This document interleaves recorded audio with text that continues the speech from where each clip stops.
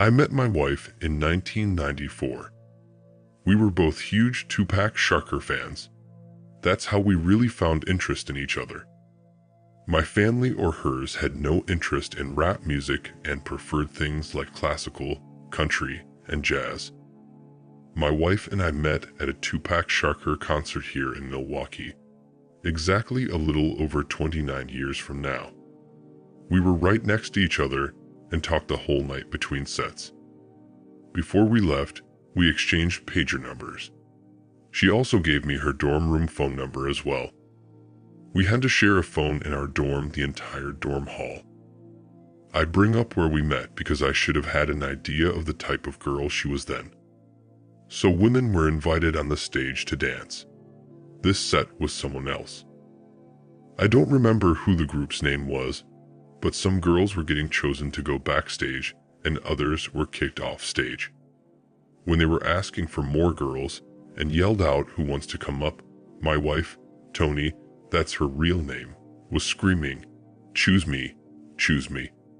She and I knew very well what the girls were going to do backstage. To paint the picture more, we both were 22 at this time. My dad bought my tickets to the show because I did so well the previous quarter in college. He really didn't understand why I love rap music so much. Anyway, Tony was the same way. Her family didn't understand why she liked rap music, especially coming from a strict Catholic family. She was also in college as well at the time. So she never got chosen to join the other lucky girls on the stage that danced and pulled their shirts up, flashing the crowd. I like women, but I went there to listen to good music, so when Pac came on, it was all music, and I enjoyed every moment. Now that I think about it, I believe the guys making women dance on stage were from some local rap group opening up for Tupac here in Milwaukee. Anyway, she and I would talk occasionally until we arranged a date. Her school was less than an hour from mine, so driving wasn't too terrible. Our first date was at Ponderosa, and I bring this up because this should have been a red flag also. She gave me a BJ in the bathroom stall. Luckily, we were there when it wasn't too busy and people were not that many around. But my thoughts were, does she do this a lot? Of course, after she did it, she told me to consider myself lucky, that she doesn't do this for everyone. I stayed at her dorm that night. I had to sneak in, and we both skipped classes the following day and got it in for the entire day. She was an animal, and me being a young 22-year-old, I felt like I was on cloud 9. I went home after, thinking I've had the time of my life and also wondering what if she was just a loose woman. That's what we call 304s back then, or hussies. Anyway, she paged me the next day, and when I called, she told me how much she missed me and she could see herself settling down with me. But I told her let's not let how we feel about each other get in the way of our studies. Before I could finish, she cursed me out and said I was just like the rest of them, and that she knew I wasn't different. I told her to hold on that I liked her, but she said, "F you. I'm so sick of being treated like a whore," and she hung up. I tried calling her back, but she never answered. A week went by, and I didn't hear from her. I thought maybe I should page her, and I did. I went back to chill in my dorm room. She paged me back 30 minutes later and told me to call. I ran out to use the one phone that we all had, and someone's using it. I asked the guy if I could use the phone. The guy, an ex-roommate of mine, told me to chill off. I left and came back 30 minutes later, but he was still using the phone. I went back to my room. Now it was 8 p.m. I went back out and he was still on the phone. I told him to hurry up, but he flicked me off. I decided I'll call her in the morning. It was Saturday and my mornings are free until work in the afternoon. I called her phone a couple times and there was no response. I then paged her and got nothing again. 2 months went by before I talked to her again. I was bowling on a Sunday with some friends in a different town in Milwaukee, and there she was bowling with a group of girls and two guys. I went over and said, "Hey." She looked at me, ran up, and jumped on me with hugs. "Oh my gosh, I can't believe I'm seeing you," she said, with her arms wrapped around my neck. Said she missed me so much, and I told her she didn't let me explain myself the last time. I told her what I meant was we could see each other, but we shouldn't let it get in the way of our studies. Mind you, we both skipped class the day after our first date. I didn't want to make that a thing with us, and that was what I told her. She told me she understood and wanted to remain friends with me and possibly build up to something serious. Eventually, we both graduated from our individual colleges, and that same graduation night, we made it official. It was June of 1995, and we became one officially. She moved to the city I was in and landed a teaching job at an elementary school. I was working as a mechanical drafter at the time she did move in with me, and things were great.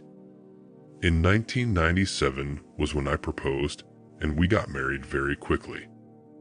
It was a small wedding at her church, about an hour away from her family and my family. The week before our wedding, she was to go on a girls' trip with some of her new friends she met in our apartment building.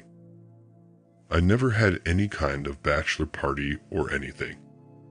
Didn't want one, but she wasn't supposed to be getting loosed on this trip. Anyway, I never knew anything about the fun she had until 2002. I honestly only was asking her to marry me because she kept asking for it, and said it was against everything she believed in to keep getting intimate without being married. Plus, we had just found out she was 3 weeks pregnant, which is why we rushed the wedding. She didn't want anyone to know, and was going to lie and say she got pregnant in the marriage, but I later exposed all of that to her family after my discovery. I didn't want her to go on this trip, but she kept saying she just wanted to have a great time before she's tied down in a house raising our babies. And her exact words were, "I'm not going to sleep with anyone or drink at all. I just want to party and dance with my girls, that's it." I said it was okay, cool. The whole time she was on this trip, it was 4 days, I heard from her once, and it was on the day before she was to fly back home. When you speak of gut feelings, I swear to you, not only was it just a gut feeling, I was sick to my stomach the entire time she was gone. My parents told me I was just being nervous because I was getting married, but deep down, I knew something was wrong. Anyway, we got married, and I'll fast forward to 2002, and our daughter was 4 years old. I wish I was as tough as a lot of young guys today. I'm over it now, and it still hurts a little. But when I found out she was not my daughter, I was devastated. So one Christmas, my 12-year-old nephew and a couple of his friends kept hassling me saying, "Uncle, we need to talk to you. It's urgent." After about the 5th attempt, I went into the bedroom to see what the heck they wanted. He made me promise not to get upset and that I wouldn't tell that he had some of these videos. I replied, "Okay, I won't. And what videos are you talking about?" At the time, my nephew had a small television with a VCR attached to it. It was built into the TV. Anyway, his friends giggling, pulled the tape out, and it was a Girls Gone Wild video. I laughed and told them it was okay, and that I used to sneak and look at my dad's old magazines. My nephew said, "No, Aunt Tony is in here. I know it's her because she's with her friend Frankie. Frankie is one of the newer friends my wife met when she moved into my apartment, and she lived below us." I asked that they put the tape in. His friends were arguing, "No, fast forward it, you idiot, you passed it." It's when they were on the boat. Eventually, they got to what they wanted to show me, and there my wife was, chest out, jumping up and down. Mind you, she was pregnant. Her friends were encouraging her to drink, but she kept saying no. Some guy was talking to her and was asking what she thought about the guy holding the camera. She mentioned how she could see his package in his pants and she wanted to sample it. They were asking if she wanted to blow him, and she said, "Yep. When the cameras are off, he's mine." I said, "What the heck?" Very loudly, my nephew got shocked. He was scared my brother or sister-in-law would walk in and see he was watching the Girls Gone Wild tape. It kept playing, and the guy was asking if my wife was married, and she said yes. Mind you, we were technically married at the time. This was clearly filmed when she went on the girls' trip because I saw some of her friends. We signed the marriage certificate 2 weeks before our actual wedding. Now back to the video. She said her husband was so boring, and she definitely made a mistake, and she needs a wild man that take control. I yelled to my nephew to turn it off and give it to me. The nephew's friends ejected and handed me the tape. I went out into the living room and told my wife to grab her stuff, that we're leaving. She looked dumbfounded and I said, "Grab your stuff now, we're leaving. I'm not gonna say it again." I apologized to my family, grabbed the little girl I thought was mine at the time, and we left. We got in the car. I told her what I had in my hand, and she acted as if she had no idea what I was talking about, that she'd never heard of such a thing, and of course, she wouldn't be in a video acting like that. Funny how halfway home she grabbed the tape and tossed it out of the window. I could see exactly where it landed, so I parked at a corner store's parking lot and ran down to grab it. I got back to the car and my wife was crying and the child was sleeping. I asked why she was crying and told her if she's not the one in the video, then all this will be over soon. I was certain it was her, but with her continuous denial, I was beginning to doubt myself. Anyway, we got home and she went to put the baby to bed. She was supposed to come back out so we could see the video together to determine if she was the one in it or not, but I didn't hear from her anymore. I found the part where she was talking about blowing the camera guy, so I went back to the room and she was in bed sleeping with the baby. I woke her up and told her that I knew she wasn't sleeping. She started crying and getting loud, trying to purposely wake the baby. I told her to watch the tape with me so we can prove she was not the one in it so this all could be over, and that if she doesn't come out, I will be filing for divorce. She came out and sat on the couch.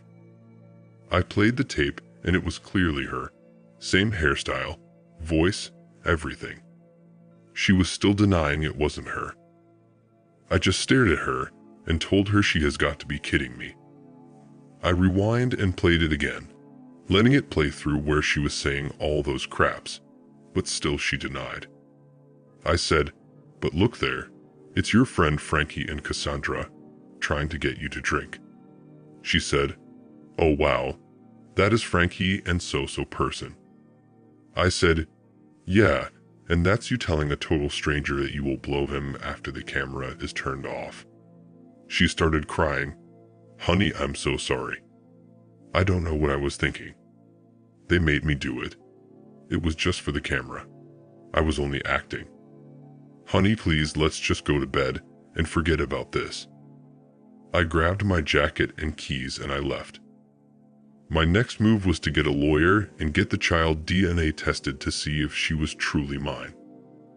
I went back to my brother's place and told them about the tape and everything, and I made him promise not to get upset with his son, my nephew, for having the tape, because we used to do the same while we were his age, except it was just magazines. I stayed with a buddy of mine, Russell. We worked together previously, and we were still good buds. During my time there, I went out every day for a week to find a divorce lawyer. I finally found one and I told him that I needed to get my daughter DNA tested legally without my wife's consent because she made it clear to me that I was not going to DNA test her kid. That was a fight, and it took the judge to force her to allow it. Now, check this out. Initially, the judge said no because I already signed a birth certificate. I don't know what my lawyer said to him behind closed doors, but my lawyer did talk to the judge after that, and the judge then permitted it, which I'm glad he did. We took the test, and when the result was out, the child was not mine. We had to take a second test because my wife swore it was a lie and the test result was fake. Guess who had to pay for it again? Myself. I alerted her family about why I was divorcing their daughter and told them she was already pregnant before we got married, which was why we rushed the wedding, and that she lied about everything. I gave them the DNA test results and left. So we found out that the father was actually Frankie's boyfriend, my wife's close friend, who was our neighbor. We came to find out that Frankie and my wife had a huge fallout over this. My wife was sleeping with our neighbor's boyfriend when she moved in earlier with me, and demanded I marry her after she discovered she was pregnant with his baby, and continued to smile in her friend's face as well. The woman I married was a horrible woman. I was notified by mail that the divorce was finalized. My ex-wife called me that same day and was asking if we could meet up and talk. She went, "Hey, I'm sure you got your letter too, huh?" I knew exactly what she was talking about.